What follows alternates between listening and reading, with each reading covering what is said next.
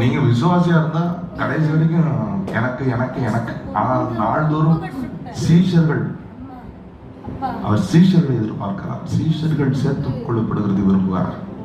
You need to discipline yourself to glorify. நான் வெளிநாடுகளுக்கு போயிருக்கேன், நிறைய இடங்களுக்கு, வெளிச்சம் இல்லாத இடங்களுக்கு போயிருக்கு, ஆராதிக்க தெரியாத இடங்களுக்கு போயிருக்கேன். But I've seen people come well dressed. ஆண்டவர் சமூகத்துக்கு வரோம், நல்லா சூட்டு போட்டு வந்து அப்படி ஜம் பண்ணி இருப்பாங்க. என்னன்னு கேட்டா, ராஜாவுக்கு முன்பாக போகிற ஒரு ராஜஸ்திரியை போல, கிரீடம் சூட்டப்பட்டவர்களை போல மகிமை வெளியரங்கமாக்க அவங்களுக்கு எது தெரியுதோ இல்லையோ கரெக்டா வெல் ட்ரெஸ். நம்ம எங்க ஆண்டவர் சமூகத்துக்கு எப்படி வரோம்? கல்யாண வீட்டுக்கு எப்படி போறோம்?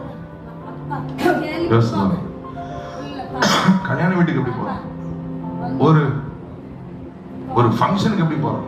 அங்க போய் நம்ம ஏசாயா 40:7 சொல்லுகிறது, அந்த மாம்சமும் வாசிங்க 40:7, ஏசாயா 47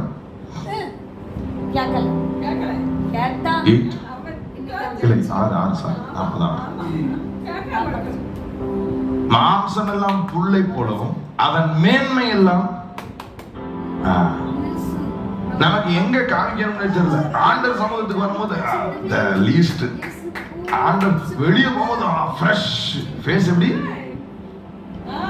ஒரு கல்யாண வீட்டுக்கு போறதுக்கு ஆயத்தமே 2 மணி நேரம் ஆகும். சில பெண்கள் அங்க போய் பியூட்டி பார்லர்ல உட்காந்து அங்க போய் இங்க போய், ஆண்டவர் சமூகம் தானே, போயிட்டு வந்து பல் விளக்கிக்கிறோம்.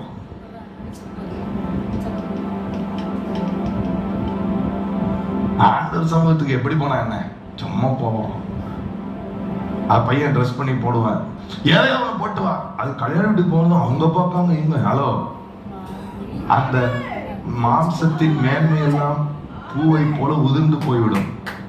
கர்த்தருடைய மகிமை உங்களுக்குள்ளே, உங்க பிள்ளைக்குள்ளே கர்த்தருடைய மகிமை, அந்த மகிமை தான் ஏற முடியாத எட்ட முடியாத உயரத்துக்கு உங்களை கொண்டு போகும். நல்ல கைதட்டி தேவனை மகிமைப்படுத்துகிறார்.